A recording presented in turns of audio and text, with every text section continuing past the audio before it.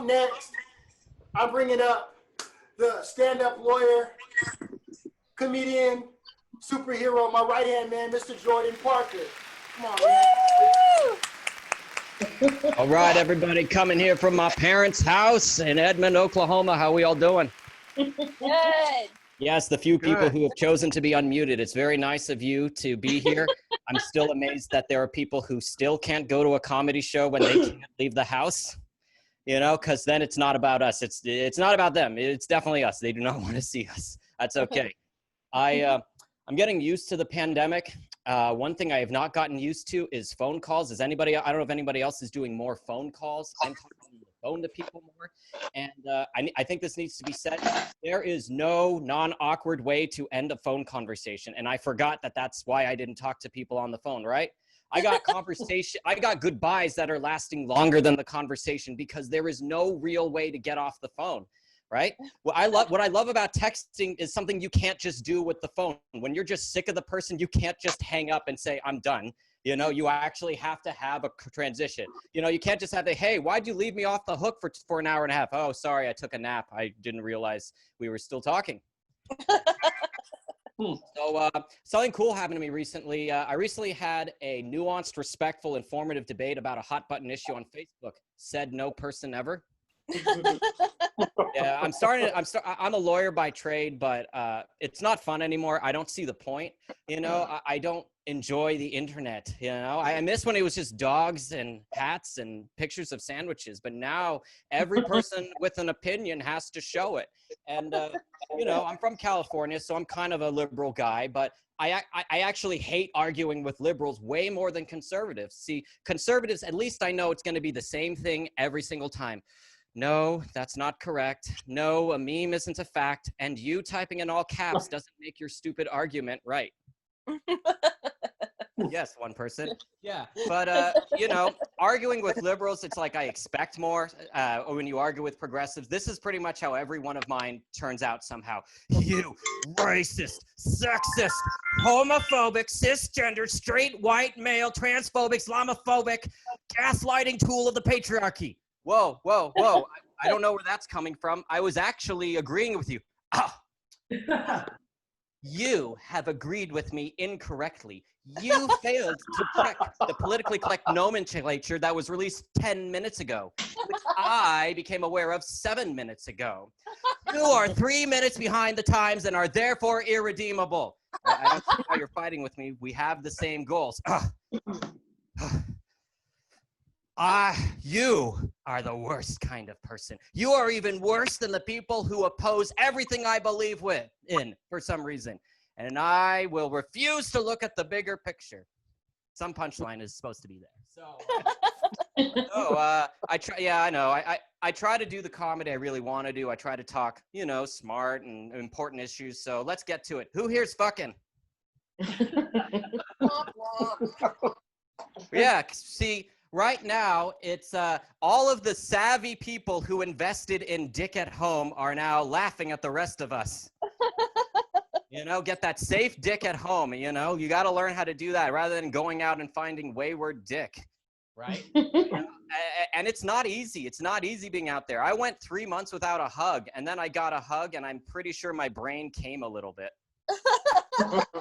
Right? And it brings a whole new meaning to the word safe sex, right? You know, here in Oklahoma, we've got a spike in syphilis. So you've got somebody who can be like, well, at least I don't have the COVID. Honey, I'm over here. Sorry, that's the syphilis blindness.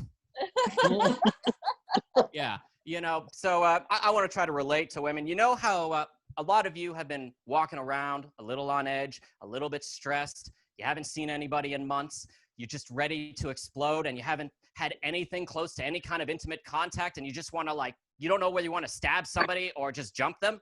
That's how men feel every moment of the day. Welcome to our lives. The pandemic has leveled the playing field for straight men in the dating world in a way that has never been seen before. Apparently, when women are desperate for human contact with no other options, that is my time to shine. I mean, let me put it this way. It's late at night. You left a pizza out on the counter, and it's the morning. You look at it and you go, nah, I've got other options. But let's just say you're a little bit starving and you got nothing else. You're like, you know what? I'll risk it. Sure, I may get sick, but I just need something inside me.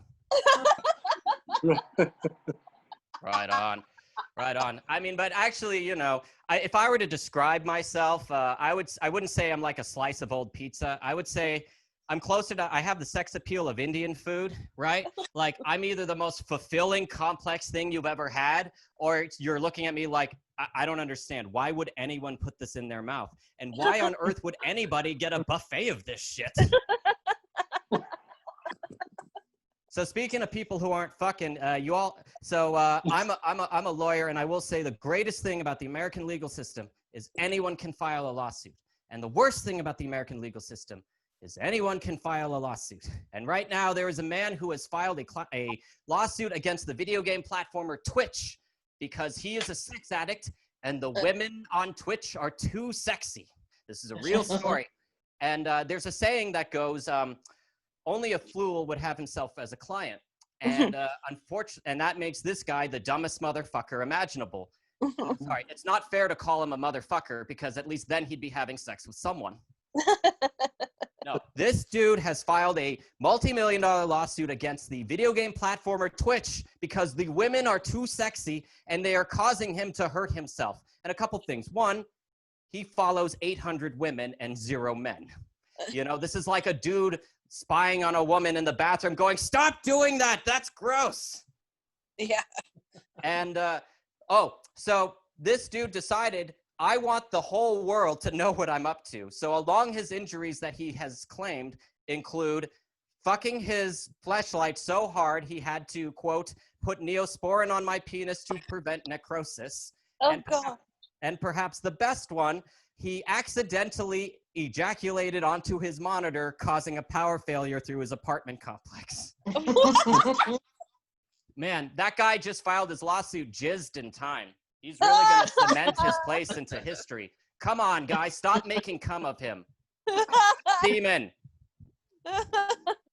All right. Well, I'm gonna wrap things up in a couple minutes, but I've just been thinking a lot about this and the society we live in. I think my uncle was a guy who served in post-World War Europe. They sacrificed for World War II. They gathered tin.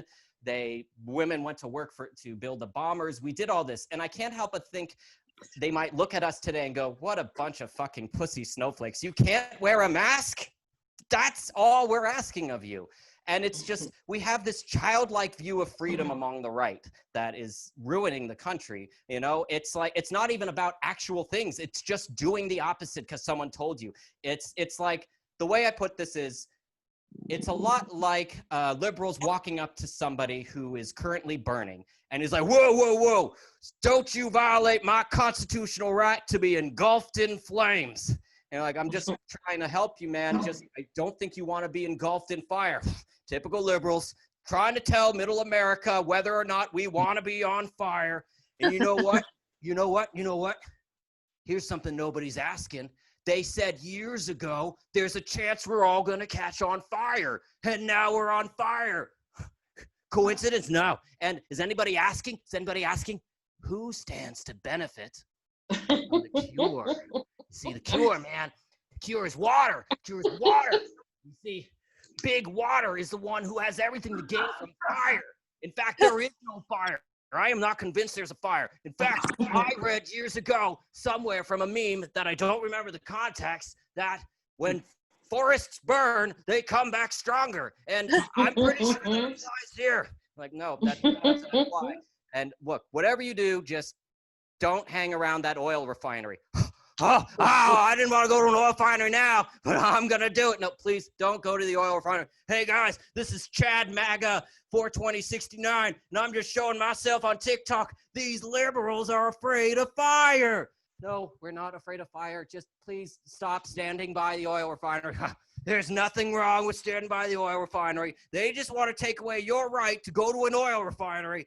3 days later, well, the oil refinery has exploded. Millions of people are on fire. Children are dead.